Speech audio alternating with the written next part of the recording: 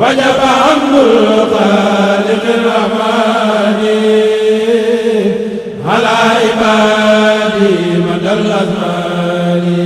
asalaamaaleykum wa rahmatullahi wa barakatuhu ci ndigalu Serigne Ibrahima Mbacke ñaamar ibnu Serigne Mbacke Madina ci kilifteefu Serigne Mbacke Madina Ndiaye xalifa Serigne Mor Abdou Ndiaye ci njiitalu Serigne Mamor ibnu Serigne Mor Abdou Ndiaye ak i rakam mbokk jullit yi mbokk talibe yi ñoo leen di yëgal bis bi nu baaxoo di amal at mu jot muy bisub ñaan ak fatalikou jàmbaari Serigne Mbacke Madina Dia di Serigne Mor Abdou Ndiaye ren jii yem ak samedi 20 décembre 2025 ñu ne nag mbokk yi programme bi ñu leen ko fas yéene amale 10h jàpp 13h ñu amal jàngum alquran ak jàngum xasida 14h jàpp 15h ñu julli bu ñu demee tamit ba 15h jàpp 17h ñu julli 18h Serigne Birane John mooy ubbi ñàng mi teg ca conférence Serigne Makhtar Ndiaye 20h cérémonie officielle ba di Serigne Mamor ibnu Serigne Mor Abdou Ndiaye moo koy amal ci teewaayu kilifa yépp ñu ne nag 22h Serigne Massar ak Serigne Modou Diouf ñooy àggale guddi gi bis bi nag ñoo ngi ci woo mboolem ñi askanoo si Serigne Mor Abdou Ndiaye waa kër Serigne Mbacke Madina gépp ak mboolem cheikh yi ak tundu bool gi yépp bàyyiwuñu ñenn fàttewuñu kenn Serigne Mbacke Madina Ndiaye xalifa